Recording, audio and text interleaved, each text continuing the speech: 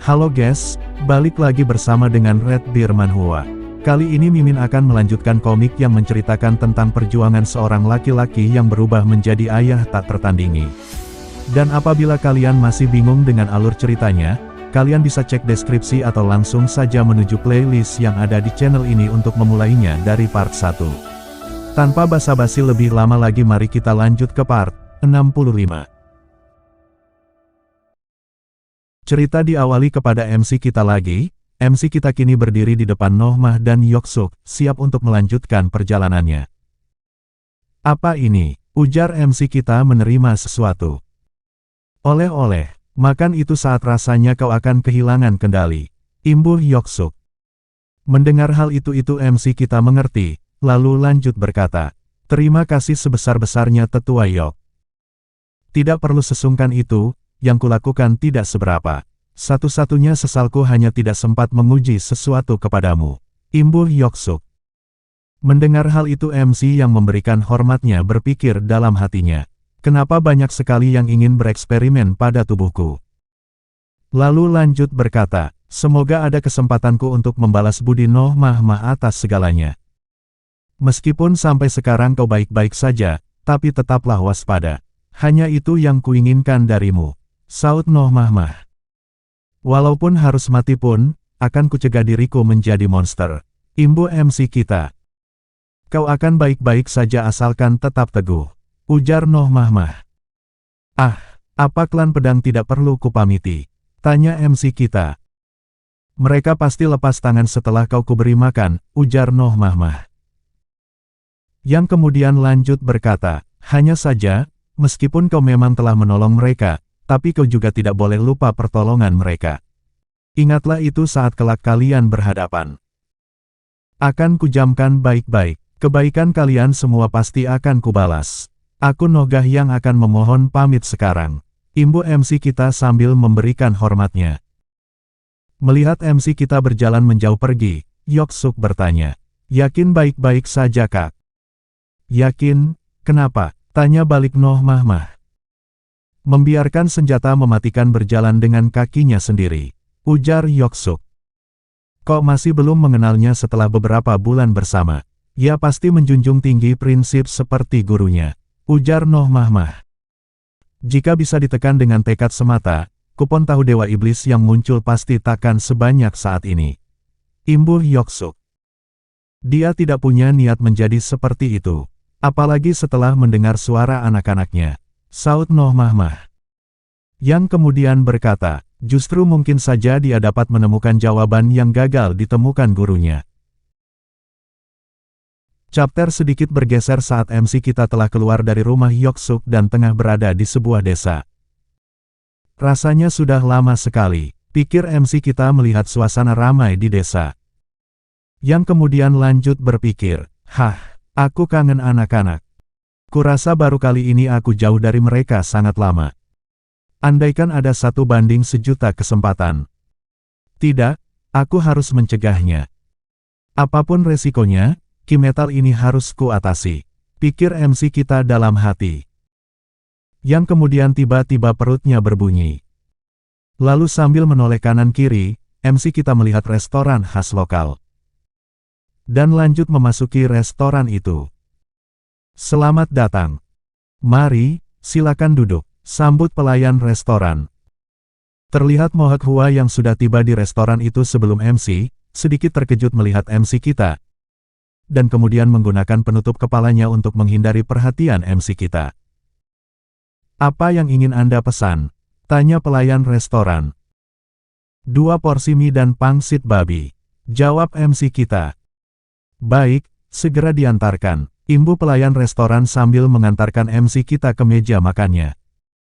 Andai ini penuh penugasan misi, pasti aku bisa makan sepuasnya. Bahkan bisa pesan loyang yan kai atau yang lebih mahal. Yang kemudian lanjut berkata, kelupaan pak. Ya, saud pelayan restoran. Sekalian sebotol arak dukang ya. Ada porsi botol 600 gram kan? Tanya MC kita yang memesan minuman. Tentu saja, bahkan kami mengisinya lebih banyak. jawab pelayan restoran. Mendengar hal itu MC kita berpikir dalam hati. Sebotol arak dukang seharga 10 botol arak biasa, Rudy kalau tidak pesan khas lokalnya. Apalagi setelah puasa minum arak berbulan-bulan. Pas buat menemani 2 mie biasaku. Beberapa saat waktu berjalan, pesanan MC kita telah datang. Terlihat MC kita mau minum secangkir araknya lalu berpikir dalam hati. Rasanya melepas segala kepenatan. Mantap abis. Kebahagiaan kecil ini inginku bagi dengan Jung dan kawan-kawan. Tapi jika mereka ku ajak minum malah bikin bangkrut. Di sisi lain, terlihat Mohak Hua yang keluar dari restoran dengan penutup kepalanya. Dan terlihat seseorang mencoba membuntutinya, melewati meja MC kita. Hehehehe, MC kita tersenyum bahagia meminum araknya, yang kemudian tiba-tiba tersenggol oleh orang yang melewati meja makan MC kita dengan terburu-buru. Mendapatkan hal itu MC kita sedikit terkejut, lalu dengan geram memegang kendali cangkir araknya sambil menoleh ke arah orang itu. Lalu kemudian berpikir dalam hati, tahan, minum dengan perut kosong memang kurang baik, mending isi perut dulu. Tolong minggir. Suara teriakan yang terdengar oleh MC kita dari belakang saat MC kita sedang makan. Suaranya tidak asing, pikir MC kita dalam hati yang menoleh ke arah sumber suara itu. Dan yang sedikit terkejut melihat Mohak Hua. Lalu lanjut berpikir dalam hati. Bukankah? Pikir MC kita dalam hati yang melihat Mohak Hua dicegat oleh 2 orang pria. Tolong minggir. Kalian mau apa siang bolong begini? Ujar Mohak Hua. Apa masalahnya Nona? Biar ku perkenalkan pada master kami. Setelah mengenalnya, perjalananmu pasti akan jauh lebih nyaman. Jawab kedua orang yang mencegatnya. Aku tidak peduli dengan semua itu. Imbuh Mohak Hua. Master, pikir MC kita dalam hati. Yang kemudian menoleh ke salah satu meja makan dan melihat seorang pria lalu berpikir lagi dalam hati. Maksudmu orang itu? Penampilannya seperti anak orang kaya. Di mana saja pasti ada tipikal orang begitu. Merepotkan. Memang kemana orang tua itu, meninggalkan wanitanya sendirian begini. Pikir MC kita sambil makan minyak. Aku sudah punya teman perjalanan, jadi tidak usah. Ujar Mohak Hua yang menghindar dari kedua orang yang mencegatnya. Hai Nona, ujar salah seorang yang mencegatnya untuk mencoba meraih lengan Mohak Hua. Namun dengan sigap dapat dihindari oleh Mohak Hua. Mendapatkan hal itu orang yang mencegat berpikir dalam hati. Apa-apaan itu?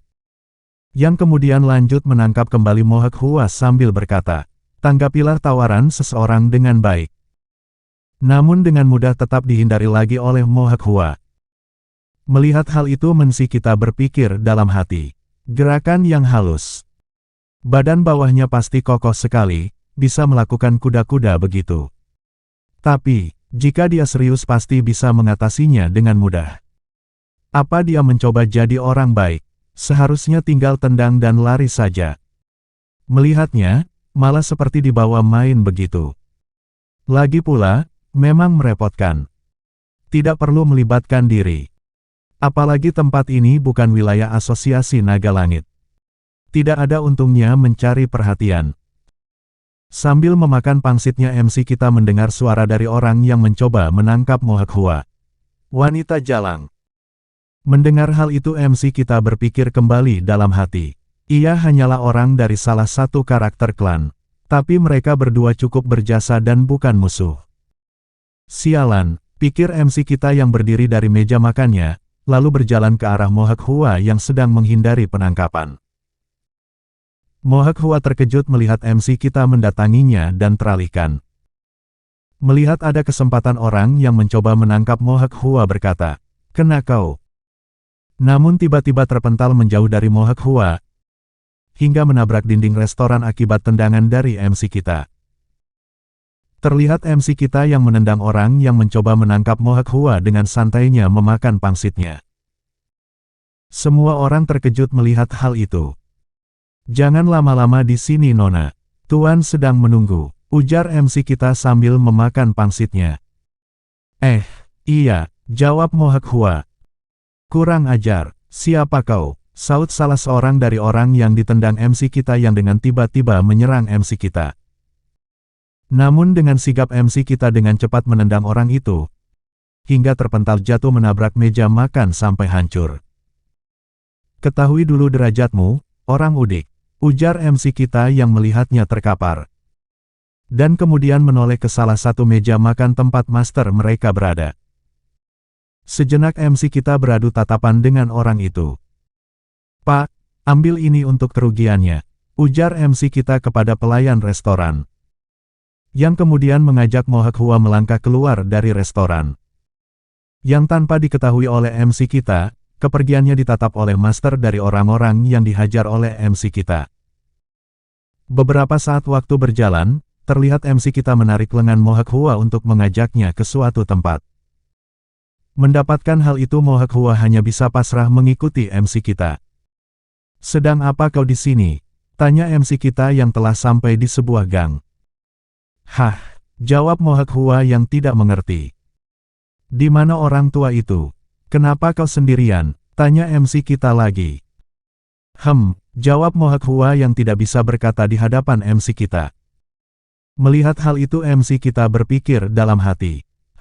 Jika dia terpaksa meninggalkan wanita ini, mungkin saja bertemu musuh.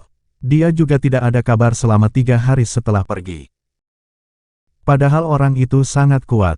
Jika wanita ini sampai terlantar artinya. Sialan, rasanya aku tidak seharusnya terlibat. Andai bukan karena Noh Mahmah. Lalu MC kita lanjut bertanya lagi. Kemana tujuanmu? Jawab Mohak Hua. Tujuan, pasti kau punya tempat tujuan bersama orang tua itu kan? Ujar MC kita. Dia tidak bilang apa-apa, hanya suatu hal yang darurat. Jawab Mohak Hua. Mendengar hal itu MC kita berpikir dulu dalam hati. Berarti aku harus menjaganya di sini dulu gitu. Aku juga orang sibuk.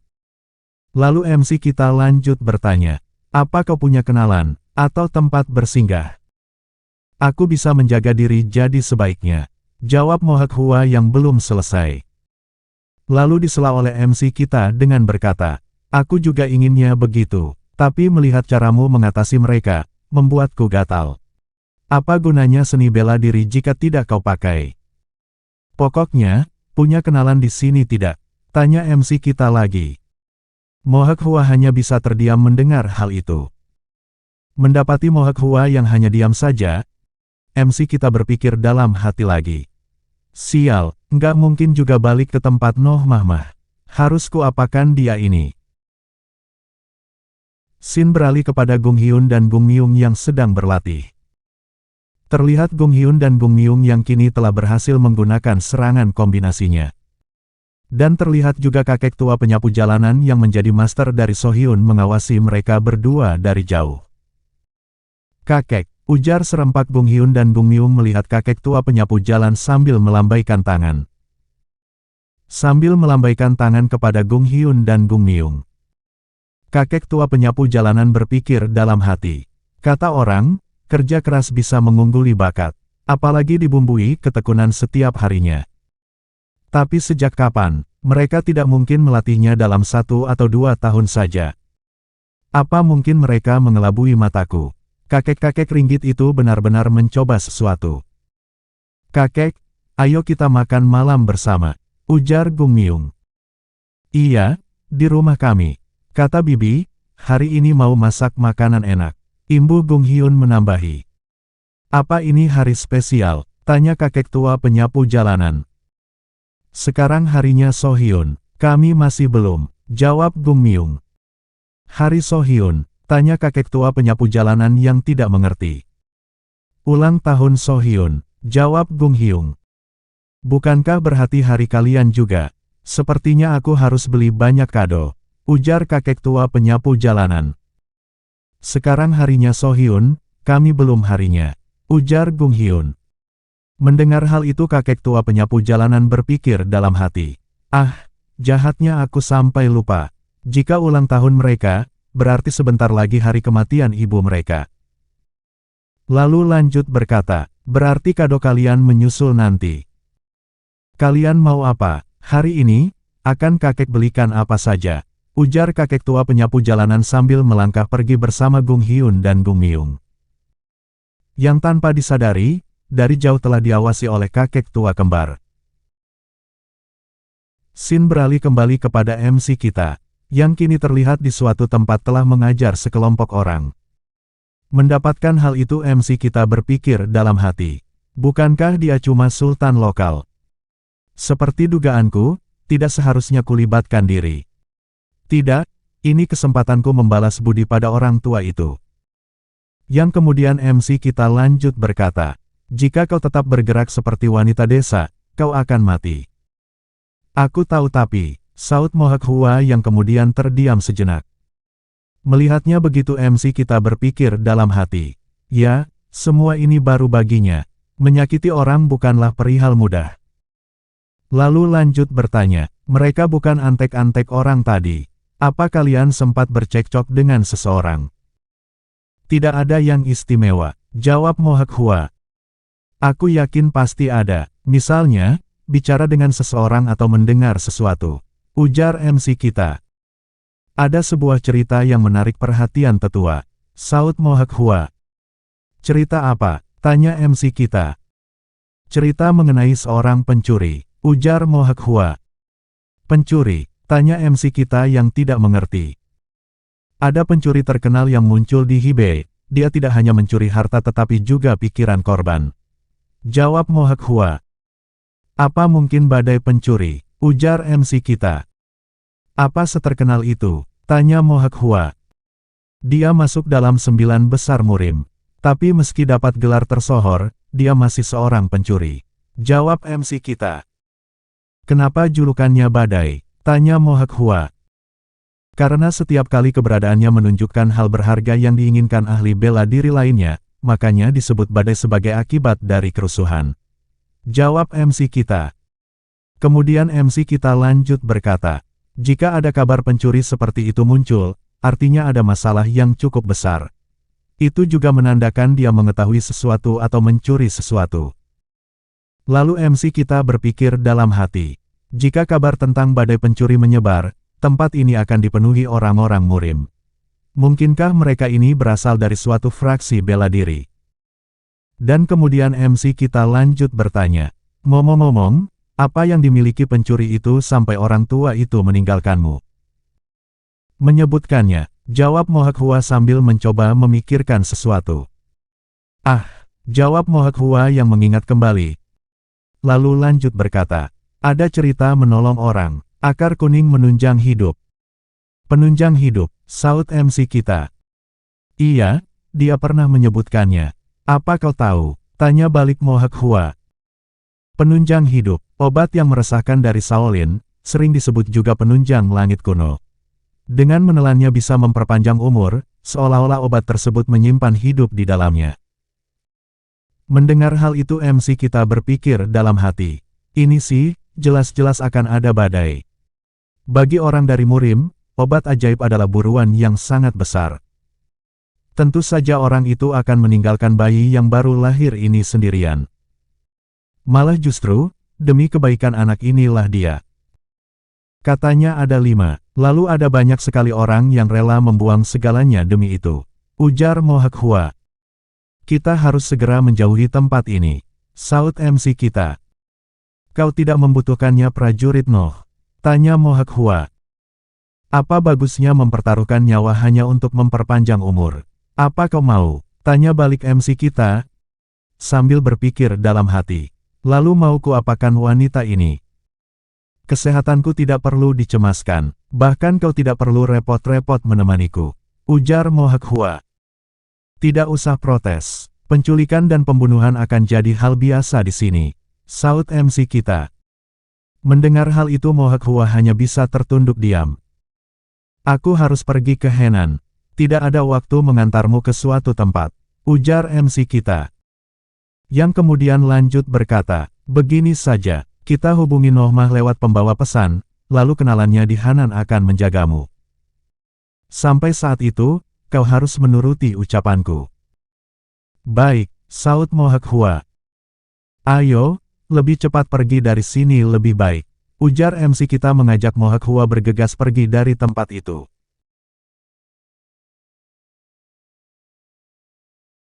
Sekian untuk episode kali ini, jangan lupa subscribe untuk update video-video terbaru dari Mimin, dan juga bantu share biar channel ini berkembang dan membuat Mimin semangat. Sekian dari Mimin, wassalamualaikum warahmatullahi wabarakatuh, and see you next time.